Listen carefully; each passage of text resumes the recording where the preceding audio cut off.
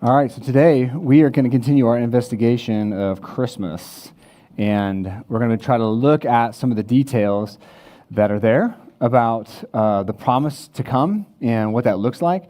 So today is definitely a bigger day. We're going to tackle our second piece of evidence as far as like what was promised, what happened, and how do we get to where we are as far as Christmas goes. And so to do this, each week we're using our evidence board.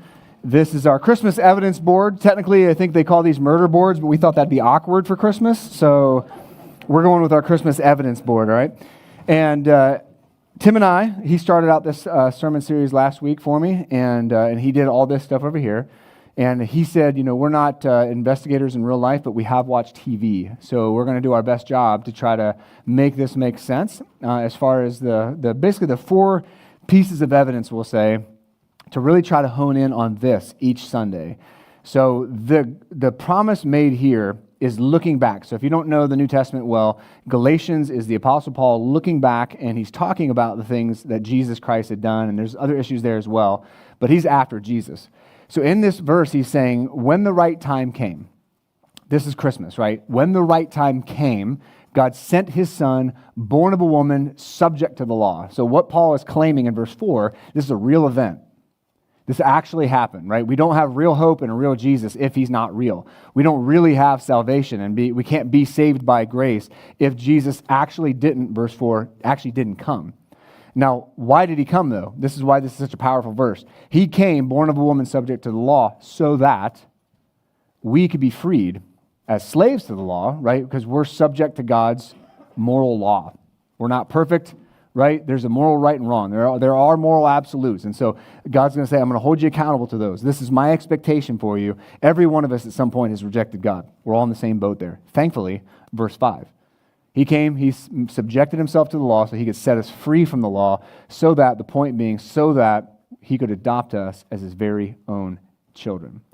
The Christmas story is really one of redemption. It's about Jesus coming into earth, as Brittany prayed earlier, God coming to earth as Jesus so that we could have a relationship now and forever with him. Like that's the inauguration of that promise is what Christmas is. And so we want to investigate, well, is this a real event or not? Right? I mean, the whole thing hinges on, did this actually happen or not? Or is it just a fairy tale? Is this good news or just good advice in the Bible? Right? Is it like real hope or just kind of like, I hope I have hope? Like what are we talking about here? And so each week, first Sunday, he tackled this right here, and I'm going to come back to this. Each Sunday is going to have a picture that kind of maybe, hopefully, will help us remember our four chunks of evidence, right? So last week, I'll explain that in a sec. This one is where we're going today, with God announcing this stuff ahead of time. Next week, my personal favorite right here is going to be history and real events. As a former history teacher, let's go history, right? And then the fourth Sunday over here, we're going to say, okay, let's look at the actual event. And then Christmas Eve, we're going to take all that and we're going to center it on Christmas Eve and say, okay, so who cares? Okay, maybe this is all true, but why does it matter to you in 2024?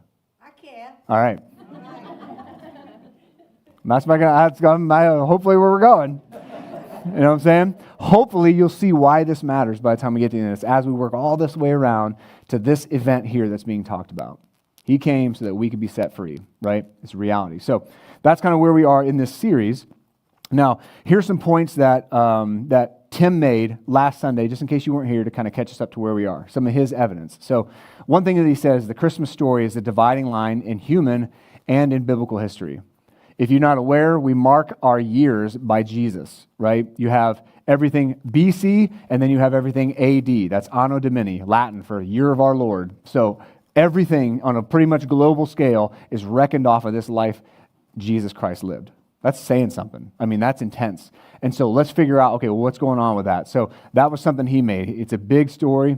We looked at Galatians 4, 4, and 5 as a part of that. Again, I'll put it up there on the screen. When the right time came, right? God waited, and he was patient, and things needed to be a certain way and a certain time, and Jesus needed to come through a certain line of family members in a certain place in time, geographically. All that had to happen at the right time. And then God sent his son, born of a woman, subject to the law. And God, verse 5, God sent him to buy freedom for us who are slaves to the law, right? We could not keep a perfect moral law. We just can't. And Jesus did so that he he could adopt us as his very own children. I love that, knowing that I can have, because of what Jesus did at Christmas and then ultimately on Easter, I can have my identity in him as a child of his. And then Tim talked about the Bible as one cohesive narrative. If you're not sure, the Bible can be confusing for people when you first start reading it. When I talk to people and they're just now starting to pick it up and read it, they're like, I don't even know where to begin. Just this morning talking to a guy, and he's like, I'm reading in John and I'm reading in Genesis, and I'm just trying to figure out how this whole big thing fits together. It can be a little overwhelming, but we have to understand it was about Jesus. The Old Testament, here comes Jesus. Matthew, Mark, Luke, and John. In the New Testament, here is Jesus. And then everything else in the New Testament is like, okay, looking back on the teachings of Jesus while also looking forward to Jesus coming back. The whole thing is a cohesive story about Jesus, and Christmas is kind of the center point. It's like the jumping off point of this new thing that was going to happen. And then so proto-evangelium, that's a big fancy Greek word. Proto in Greek, first, evangelium, gospel. The very first gospel this is the symbol we want you to remember, because God made this promise early on in Genesis. The very beginning of the Bible, you guys see something every day in your life that happens right there in Genesis. Sin. You see it in decisions that you make. You see it in decisions that other people make. You see it in sickness. You see it in unfairness. It's all around us, and the Bible is just so sometimes miserably honest about the life that we live, how difficult it's going to be because of sin. God is a good God, but life does not feel good all the time. It's just a reality. And so God says, I have a solution for that. Genesis 3:15, this picture right here, he's saying to woman, there's going to be a seed, Eve, that comes through you. There's going to be this battle between the enemy, Satan, good and evil. And don't worry, though, because this seed of yours, while the enemy is going to take a shot at his heel, he's going to crush the enemy's head. Like, there is a promise that was confusing for like thousands of years. Like, what does this mean? Who is this person? What does this seed even mean? And so by the time Jesus Christ shows up and he starts owning some of this stuff and he starts talking about why he came, it's like, oh, okay. So all the way back in the very beginning of Jesus, he hit us with that last week. And then he talked about something that can be a little bit more confusing, is the covenants. He took us through some family lines. Now, I don't know about you, but when I get in the Bible and it says this person had this person had this person, I don't get super excited, to read through that, because it can be tough, right? It's like, okay, I got to remember, what is God saying this for? But he's showing us a path. Last week he said, okay, he made a promise to Adam.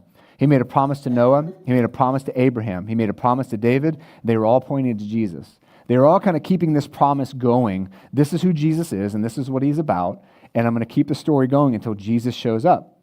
And some of these things will finally make sense and finally be fulfilled. Also, what we're talking about today, these family lines are really important. For thousands of years, God said this Messiah is going to have to come through a very specific family line. Like, that's really, really hard to do. And this Messiah is going to have to show up at the right time and an exact, very specific place for a lot of things to happen. So all this stuff, while it may seem boring and it can be confusing, it's all telling a story that's going to lead up to a very precise moment in history where Jesus would come in, born of a woman, subject to the law. And that's kind of what we're getting into in this series. So it's kind of a heady series. It's kind of putting a lot of details together, but it's really important. All right, and then Tim told us to remember, and I thought this was good, to remember Christmas as a celebration of redemption. I really like that point, because that's what ultimately, again, verse 5 is about. He really came, and it's a story of redemption, and that's the event that we're going to investigate. So today then is Christmas, so we're going to go to our title slide. So today is looking at the precision of prophecy. So I put this up as our picture today as just a way to remember, okay, what was that second piece? Oh yeah, the bullhorn, prophecy, God making an announcement. Some of you may be thinking, prophecy, that's telling the future. And I remember that, I used to think that as well, that that's really all prophecy was telling the future. There's a component of that, but for the most part, it's just somebody speaking on behalf of God, right? What we're looking at today is about telling the future. It's about people, like sometimes 2,000 years before Jesus, saying certain things had to happen, and then 2,000 years later they come true with Jesus, or 1,500, or 700 years, or 500 years. Those are the blocks of time we're looking at this morning. Like hundreds and hundreds of years before Jesus, very specifically, this has got to happen. So that kind of stuff, we're looking at like double fulfillment prophecy. It meant something to them, because if I say something to you today, it has to make sense to you today, right? Even if I mean there's also going to be something happening in the future, it's got to have meaning for you and for the future. So that's kind of the double fulfillment thing. And we're going to look at ones in Matthew that are double fulfillment. Because if you don't know where the Christmas story is, and you're like maybe just getting into this and Bible reading and trying to understand what this is all about, you go to Matthew 1 and 2. You go to Luke chapters 1, 2, and 3. Those are the stories of Jesus. That's like his early beginnings. That's where you'll find that all fleshed out. And so what we're going to do today is we're just going to look at like 8 birth prophecies and then one kind of identity prophecy about Jesus. And what I'm hoping to do today, so today can be, we're going to jump into the deep end, ladies and gentlemen, today with this one. And I really thought through a lot. I did this sermon with people on staff. I was like, is this like too much information? Is this like confusing? Is this, and this? So they really did. My team helped me like kind of whittle this down and really think through how do I make the point that God had been announcing this stuff, the birth of Jesus, for thousands of years. Like how can we wrap our heads around that and the astronomically high odds, or low odds, I should say, that it would actually happen. Fulfilling one prophecy, fulfilling 2, but what if you fulfill 9 prophecies, just considering your birth? What do you think the odds are of that? Like, I'm going to show you, and it's like dumb. I don't even know how to say the number, right? I literally had, when I was like researching this week, I was like researching all over the place to find statistical odds and all this stuff. And they were giving me numbers so big, I didn't know how to say them after a while. There's like 10 or 11 or 12 zeros after some of these numbers. And I'm like, I don't even know. Like my math goes to like 5th grade. I don't even know what to do with these numbers. And so then I'll be sharing those this morning because I just want you to see the absurdity of like Jesus actually did all this stuff, right? So that's kind of where we're headed this morning. So what I'm going to do, I got like those 8 or 9 prophecies, like 8 birth ones, and then that other one we'll add on. But those 9 prophecies we'll look at in Matthew, just reading the Christmas story together. That's what we're going to do. And then I want you to see, okay, he said this is the prophecy that's been fulfilled. So then real briefly, I'll just read that prophecy just so you can kind of see what he's talking about.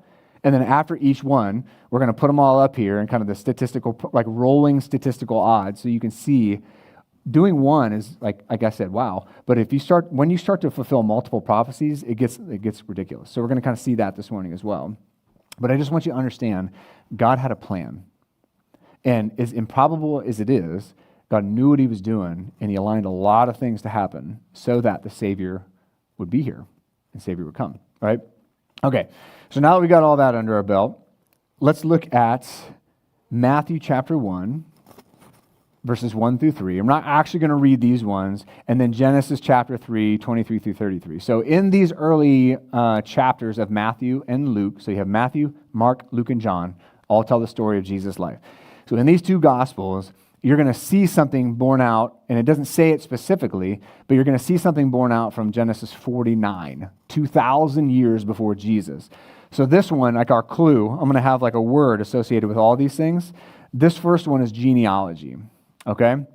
So in these things, the genealogies do a lot of things, like I said, but most importantly, here's where they're different. Matthew's account, because people wonder, why are there different names listed in these 2 genealogies? Mary is showing you direct descent.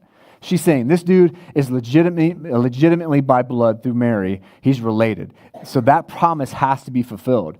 And then Luke's account is saying, okay, legally and royally, Jesus is the successor of David. So through both of his family lines, Mary and not technically his father, but Joseph, he's legally connected and he's connected through blood. So that's what they're trying to do. They're trying to help us understand Old Testament prophecy is being fulfilled in this guy Jesus right here, because there's lots that talks about that. So if we look at that prophecy, it says that he's going to have to come through the tribe of Judah, which is pretty specific. That's one of 12 groups of people, tribes of Israel, that he's going to have to come from. And so the verse in Genesis 49 says, the scepter will not depart from Judah. So this ruler, this Messiah, is going to have to come from that group of people, that family line. So if we just start there, we have a rolling probability of 1 in 12, because like I said, there are 12 tribes of Israel, and we're going to see how improbable this gets as we go. So 1 in 12 is where we start. That's our beginning point, right? So, genealogy. Jesus coming from the tribe of Judah, but there's a lot of these things. It's not just the tribe of Judah. As you're going to see, it gets very, very specific of where he has to come from. Okay, So Matthew 1:21. So we just read like Matthew 1 through 3, or talked about it. Moving forward in the Christmas story to verse 21 brings us to perhaps one of the most Christmassy verses that we have. It's about the virgin birth of Jesus. So this was a little bit more difficult to put statistical odds behind, because when something is impossible, how do you math that? I don't know how to multiply something times infinity, right? And so when I looked at this, I wanted you to see, okay, here's what Matthew says. Here's the story. So it says, the angel makes this announcement. She will give birth to Joseph. Right? So it says, she will give birth to a son. And you are to name him Jesus, because Jesus, that name means he will save his people from their sins. God saves. Now, all this took place to fulfill what was spoken. Matthew says this quite a bit. To fulfill what was spoken by the Lord through the prophet, and I put in there Isaiah so we would know. So this is what Matthew says. This is what he quotes. See, the virgin will become pregnant and give birth to a son, and they will name him Emmanuel, which is translated, God is with us. So the prophecy then that Matthew is making the claim about with this miraculous birth of Jesus is that he would be born of a virgin. So that has to mean something to them, like I said earlier, 700 years before Jesus, but it also has to mean something at the time of Jesus.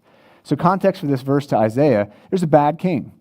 Surprise, surprise. People have bad, wicked rulers that don't do the right things, that don't care about the people that they lead and rule. So he's speaking into that to this King Ahaz, and he says, look, you need to get your act together. Matter of fact, God's even going to give you a sign. And Ahaz is like, I don't want a sign. And he's like, well, fine, I'm just going to give you one anyway. And he says to his house, somebody within your house, a young maiden, is going to give birth to a child, and they're going to name him Emmanuel. But there's also this forward meaning, there's this future meaning, because this is what Isaiah says. So this is context, 700 years before Jesus. He says, listen, house of David. So now we're broadening out. Now it's the whole family line of David.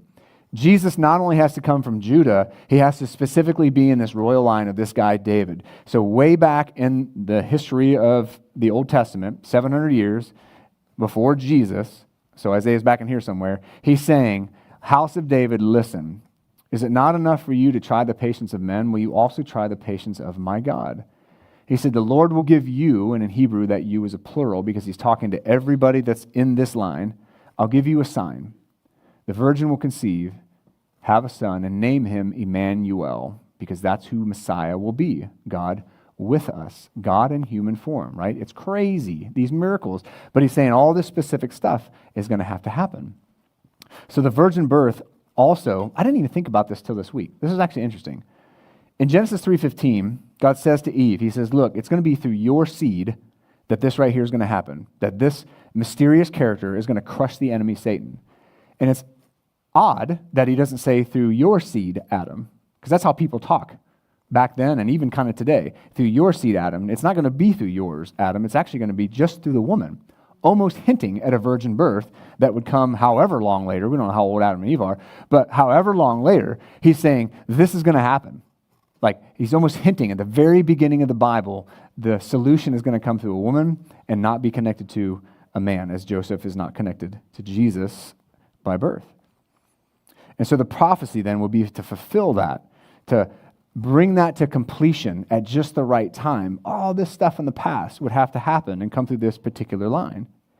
So I don't know how to do a statistical probability with infinity. So I'm going to name something that's high, but it's, the odds that this would happen are pretty low. We're just going to say that somebody would actually be born of a virgin. So I'm just going to put it at 1 in 100,000 because I can math that, right? I can make that make sense, right? Obviously, it's much, much lower than that. The number would be much higher on the other end. But say we do that, 1 in 12 times 100,000.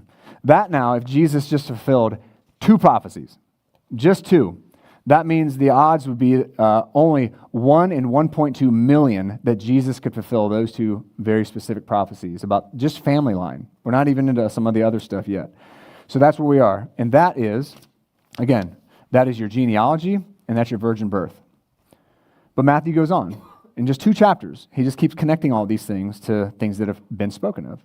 So we go to chapter 2, and Matthew jumps into a different prophecy from Numbers 24. And this one is interesting, and it feels kind of like a little confusing because it's conflating multiple prophecies, multiple places, and almost like not multiple times, but like things having to move within space and time to be like perfect to fulfill these next couple of prophecies. So in Matthew 2, we got Bethlehem and star are kind of our key word for this one. So Numbers 24:7 comes 1,500 years before Jesus. So it's getting brought up 1,500 years later. After Jesus was born in Bethlehem of Judea, that's a very specific place that he has to be born. In the days of King Herod, again, a very specific time with a very specific king. What do we know about King Herod? Not just from the Bible, but from history, writings about this guy. He was a very capable man. Did lots of building projects, very successful, pretty great leader until the end of his life. At the end of his life, we know he started to go crazy, he got really paranoid, and he started killing his family members that he felt were a threat to him as king. A couple of his sons, one of his wives. He was a murderous, crazy, jealous, paranoid man. So when we start reading the account of this guy Herod and what he would do, it makes historically perfect sense because this is the kind of man he was. So in the days of Herod, wise men, mysterious wise men, we don't know how many, we don't know technically who they were or what they did for a living, but they were wealthy and influential. They come from the east, perhaps influenced by Jewish prophecy, seems like, and they arrive in Jerusalem. And when they show up, Matthew says, they went to the king and they said, "Where is he who has been born King of the Jews?" That's very specific. The reason they say that is, again, he's part of a royal line. And when you tell a crazy king that another king has been born in his backyard, that's going to create serious problems. So he says, "We saw his star at its rising and have come to worship him." So if you want to try to figure out what the star actually is, don't. Just assume that it's some kind of miraculous event that's happening. I've read lots of books and watched movies about this, and it's like everybody's got a good answer. But how about we're talking about the creator of the universe and virgin births and stuff like that, right? So the star very well could just be miraculous. Like we don't really know what happened, but they're following prophecy because they know he's going to be a king, and they know he has to be born at this specific place and at this specific time. So for prophecies, again, to make this happen, to make this trip work, it's pretty interesting. So again, going back to the prophecy then, a star shall come out of Jacob from Numbers 24:17. And here's specifically 1,500 years earlier than Jesus. This is what that prophecy says. A star will come out of Jacob, and a scepter will rise out of Israel. So these are royal terms, a star, the scepter. So again, very specific. It's got to be the family of Jacob and the people of Israel. So it's always giving us these parameters. This person that's going to be the ruler, the king, the Messiah, and when Jesus shows up and he starts fulfilling all these things later in his life especially, because he fulfilled over 300 prophecies, it's like, oh, okay, so these birth prophecies are about him. Now, because you have people moving all over the place, because you have a very specific king, a very specific place, and you've got a lot that's happening in time and space, that complicates this, and it like really ratchets up the estimated probability is 1 in 2 million that all of these things would come together in the way that they do. Because this stat is actually affected by the very next one, the next prophecy we'll read. So again, the fact that he would come from the line of Jacob, the fact that he would be in Bethlehem at the right time, and they would actually be this star, whether it's an astronomical miracle or whatever's happening, or astrological miracle, whatever the thing is, there's a lot that goes into this. And so then you have a number that stops making sense. Like this is the last one that makes sense for me. This is 1 in 2.4 trillion right here. The fact that this would actually happen, he would fulfill now not 1 or 2, but now 3 of these prophecies. Now you have it getting into like our national debt kind of numbers, right? So we're catching up. We're catching up with what we owe. So this number might be the last one that makes sense to us, right? So then it moves on, and there's a small connection here because he has to be, it's all about family. Because now also added into this, he's got to be a descendant of Abraham. He's got to be a descendant through Isaac, his son, and then his son Jacob, as I mentioned before. So that comes Genesis 12:3. 2,000 years before Jesus, and then again, Numbers 24:17. So here's what Genesis says. God to Abraham, all the peoples on earth will be blessed through you. It's going to be through your seed that this is going to happen. Numbers 24:17, then again, a star shall come out of Jacob, and the scepter shall never leave Israel. So because of these family numbers, family dynamics, people moving around, if he was just to fulfill this one, the probability would be 1 in 1,000. So not too bad. But again, when you add these numbers or multiply these numbers together, because he has to do all of them, They all have to be true that Matthew is saying. Now you've got Abraham, Isaac, Jacob. Again, more family specifics. This number, let's see here. Now we've got 1 in 2.4 quadrillion. You ever heard that number before? I have not. 1 in 2.4 quadrillion. For him, again, all 4 of these now for Jesus just to do, and we're only halfway there. This number is going to get really stupid, trust me. All right, 1 in 2.4 quadrillion in order for him to do these. So I'll put Abe, Isaac, and Jacob up on here. Right? Now, the next one that Matthew addresses is in verses 5 and 6. This is a super Christmassy verse. A lot of people remember this one, but again, the undercurrents of prophecy. It's always good to think about. So it's fulfilling Micah 5:2, about 500 years before Jesus. Micah, again, serving at a time where leaders are bad things are happening, and so it says specifically, this is the very specific Bethlehem passage right here. So Matthew says, in Bethlehem of Judea, they told him, we're here because this is what was written by the prophet Micah. And this is what Micah says. And you, Bethlehem, in the land of Judah, are by no means least among the rulers of Judah, because out of you will come a ruler who will shepherd my people Israel. Jesus is the good shepherd, according to his own words. And again, the life and ministry and testimony of Jesus points back to this. I had to come from here in this specific place at this specific time, so when the wise men show up, that's where I would be. And so Micah, again, he's pointing to this right here. Bethlehem, real place, a real hope, and a real Jesus. He really came born of a woman, subject to the law. That's what we have in Jesus. Because Micah says this. He says, but you, Bethlehem Ephrathah, one will come from you to be ruler over Israel for me. So based on the number of cities and towns in that area, you're looking at about a 1 in 2,000 chance of this actually happening. Now, the number on this is another number I'm sure you're very closely related to. 1 in 4.8, make sure I'm saying this right, quintillion. You ever heard of quintillion? I haven't. I had to Google these words, right? When I was looking up the statistical probability, they just gave me the numbers, and I literally had to Google, how do I say this number? I don't even know. And you're going to see, I'm going to show you what this means. Because right now we're getting into numbers that mean nothing to any of us. And so by the time I get to him fulfilling all 9 of these, I'm going to show you the statistical probability in your own life that would be the same as Jesus coming and fulfilling all 9 of these prophecies. And it's pretty funny stuff. All right. So next, he gets into now talking about what's going to happen when the Messiah comes. Like what kind of things are going to be given to him, what kind of celebrations will happen. And it says in Matthew 2, the arrival of these wise men. Well, what do they bring? Again, very Christmassy prophecy here. So Matthew 2, verses 10 and 11, this is what they bring, the royal gifts. This is a mirror of Isaiah chapter 60, about 700 years before Jesus, and what they would bring to the Messiah, right? So this is what happens. The wise men, when they saw the star, still kind of hinting at Numbers 24, they were overwhelmed with joy. Entering the house, they saw the child. So just in case you don't know the Christmas story well, the wise men didn't show up at the manger. They didn't show up with an infant Jesus in the manger. They showed up in Greek at a house. It's written in Greek originally, and he's now a child. So maybe he's like 1 or 2 years old. So if you do have the wise men showing up at the manger scene, it's not accurate. I got a gigantic inflatable one that's as tall as I am, and guess who's all surrounding it? Yeah, the wise men are out there. So I got open heresy right in my front yard, right? So it doesn't really matter, just so you know, accuracy-wise, they show up and he's a little bit older, right? So he's got to be here in this place, in this time, and there he is. And what do they bring with them? Well, entering the house, they saw the child with Mary, his mother, and falling to their knees, they worshipped this child. It's crazy to think about that, this toddler. Then they opened their treasures and presented him, and this is why we think there's 3 wise men, this is why we always say that, gifts of gold, frankincense, and myrrh. Now, I've seen memes before. They're like, if it was 3 wise women, they would have brought baby food and diapers and clothes and like practical things. It's like, why did these guys bring this? In this world, this is a gift you give to royalty.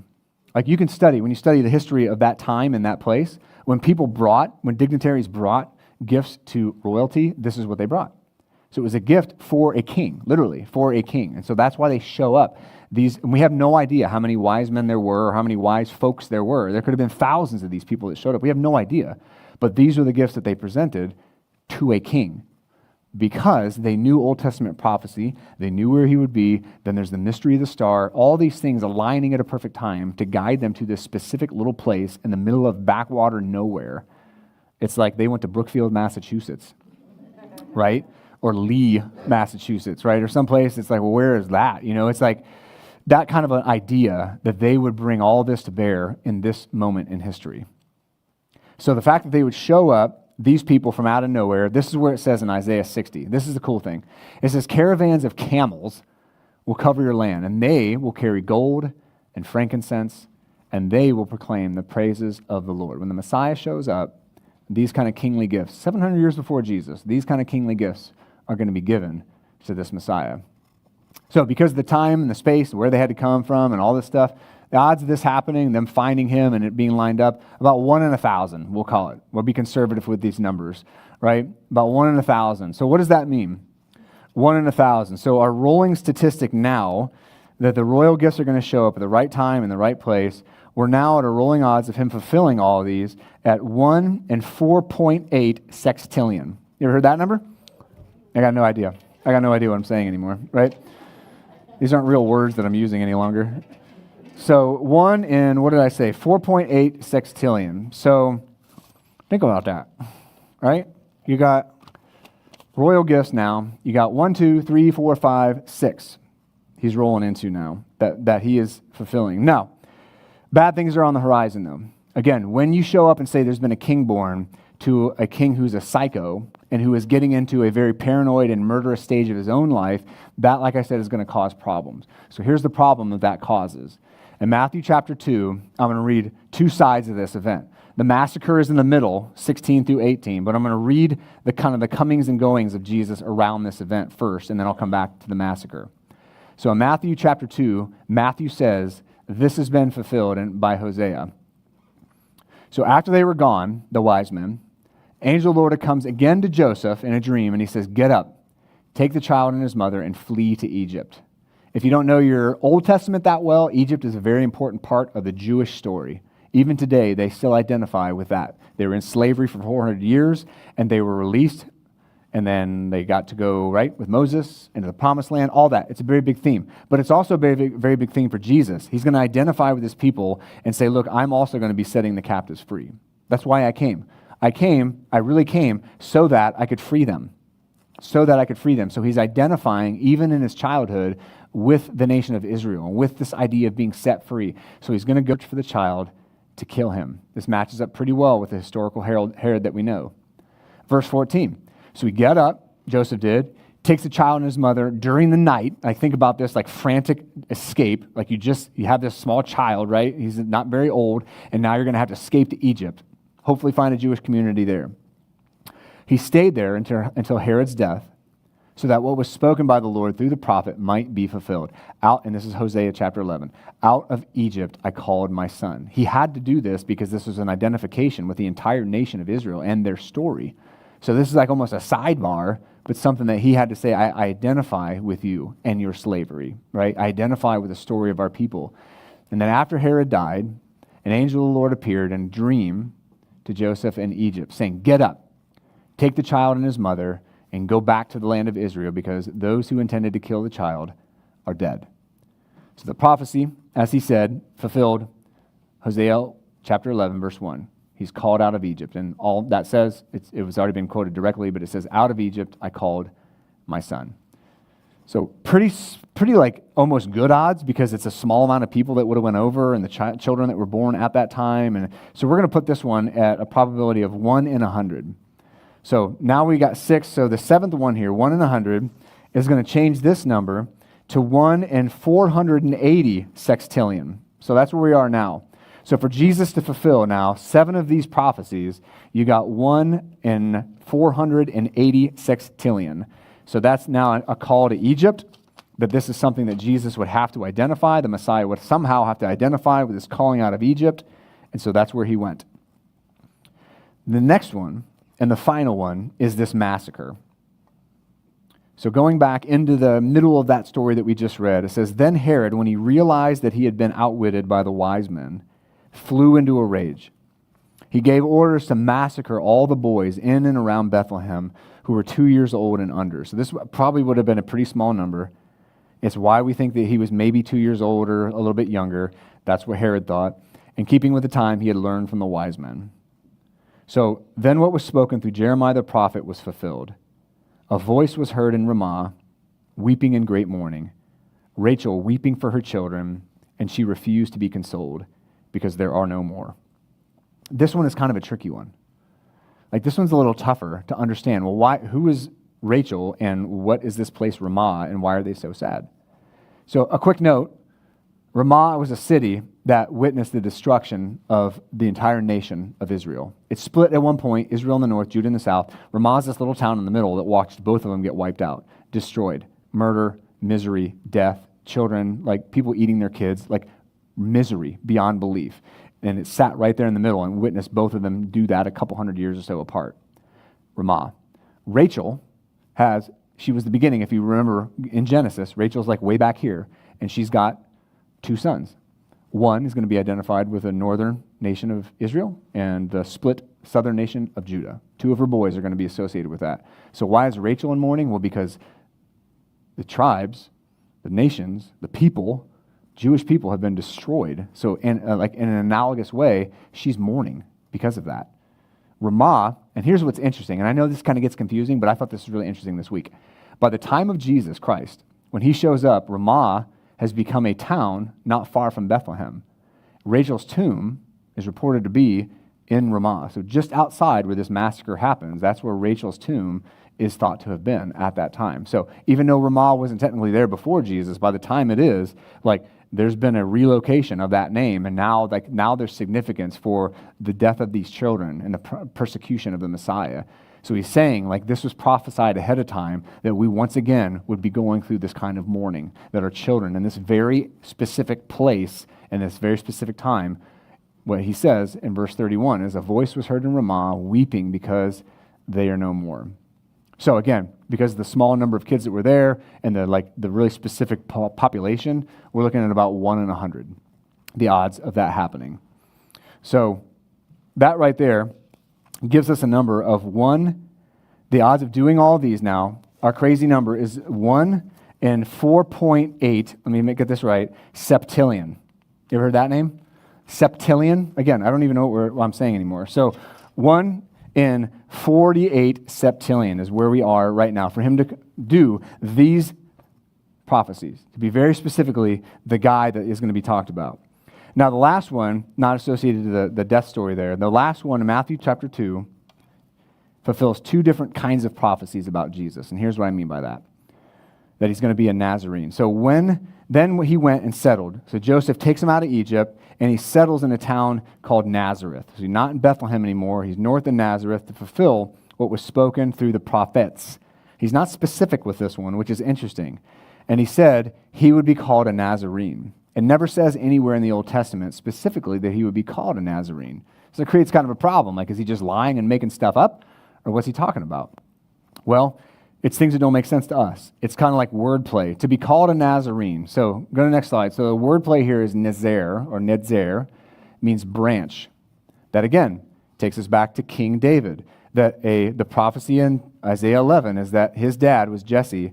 Through that line would be the Messiah, the branch. So there's kind of wordplay happening here. But also, Jesus being known as a Nazarene points to his obscurity, points to his nobodiness, and that fulfills Isaiah chapter 52 and 53. One of his own disciples, when he's introduced about Jesus, he says, in John chapter 1, he says, can anything good come from Nazareth? It's that town had a population of nobodies to everybody else. That town had a reputation as being bad. It's like saying, you're from the south side of Chicago, huh? Yeesh. Right? That town, that south side of Chicago, they have a reputation. And so Nazarene would speak even to who he was as a person, that he was despised and he was rejected and he was seen as a nobody. So that one right there is a little one, you have to kind of think through that one. But that one there points us to, so you got the massacre, again, big numbers here, And then the last one, that he would be a Nazarene. That one's about 1 in 4,000. The odds that he would be from that town at that time, about 1 in 4,000. That brings our total number up to a number that I didn't know existed. So the odds that Jesus would fulfill all 9 of these is this number here. 1 in 192 octillion. The odds that Jesus would fulfill all of these is insane. This number means less than nothing to anybody in this room. I understand that. I don't even know octillion. I was like, I don't know. I had to look it up 3 different times to make sure I was saying it right. 1 in 192 octillion. What does that mean for your life? The odds that Jesus would fulfill all 9 of these prophecies. The first one, you can probably relate to this one, that you would play the Powerball lottery and win 24 times in a row. If you do this, let me know, please. I've got a building we'd like to build. 1 in 192 octillion, that means 24 times in a row you're going to play the Powerball and win. It also means, and this one you can actually go home and try. Well, you can do the Powerball too, and if you win that, let me know. It means you're going to flip a coin, and 72 times in a row, you're going to get heads. 1 in 192 octillion, you're going to flip a coin, and 72 times in a row, you're going to get heads. That's what that means. And then the last one, which I think is very fun, means that you're going to flip a coin 1 in 192 octillion times, means that you are going to get struck by lightning every day for a month. That's what the odds are of that happening to you. 1 in 192 octillion. You'll go outside and you'll be like, well, here it is again. For a month. For a month. That's going to happen to you. And you're like, man, when you read scripture like God directs every lightning strike where it should go, you're going to feel really bad about yourself after a month. Right? So I understand these numbers can be a little bit like, oof, and they're like, oh, I don't know. But I just want you to understand the fact that Jesus would fulfill just these 9. And really, you could really boil it down to like 5 specific birth prophecies, but I wanted to catch some of this undercurrent of cultural things that were happening that Jesus fulfilled. And then remember, Jesus we can see pretty directly that Jesus fulfilled over 300 prophecies in his life and ministry. In 33 years of his life, he did that. So what are those numbers? I forget that. I'm not preaching that sermon, right? And so this means that God did have a plan. That's what I want you to get. It was statistically improbable that Jesus would actually make his way. His family line would track in all the places it needed to be, that he would be born at the right time and at the right place. All the right circumstances would have to happen so that when Jesus shows up at the right time, born of a woman, subject to the law, he would free us as slaves to the law so that we could be adopted as his very own children. Right? That's the beauty of the Christmas story. Improbable, but Jesus was showing up in Genesis chapter 3. Don't worry, I've got a plan for this guy right here. This enemy Satan, this problem of sin and death, I've got a solution for you. And he just kept talking about it in lots of different ways, all the way up to Jesus Christ. So that we would know we can have redemption from sin. We can have freedom from spiritual slavery. We can have somebody in this life that's always been true, not just true for 10 minutes. And then we can be with them forever, in eternity. Like, the hope that is the Christmas season is a big one. Like I said, next Sunday, history and events. How did God move history and events around? And then the fourth Sunday, we'll look at that Christmas story, and then we're going to ask the so what question on Christmas Eve. Like, well, what difference does it make for you, 2024? How does it matter for you today, tangibly? You know what I'm saying? All right, let me pray. Lord, I thank you that the prophets announced this stuff ahead of time. You said what the purpose would be, Lord, so that it would be life-giving. It would be hope-filled. It would be redemptive, your birth, because it would lead to something else, Lord. It would lead to the cross. And that story, God, is the centerpiece of human history. But it's one that's available to us individually, Lord. So I just pray right now, if we know you as Savior, God, that you'd let that joy and happiness sink in. I pray if we don't know you today, if we've not taken that step to trust you as be the day. Help us to really lean into the Christmas story for everything it's worth, Lord. It's a real event. You're a real Savior, and you offer real hope. Help us wherever we are with you, Jesus. Wherever we are with you. Help us just know that today. And I pray that in your name, Jesus Christ. Amen. All right. I love you all. I'll see you next Sunday. Have a great week.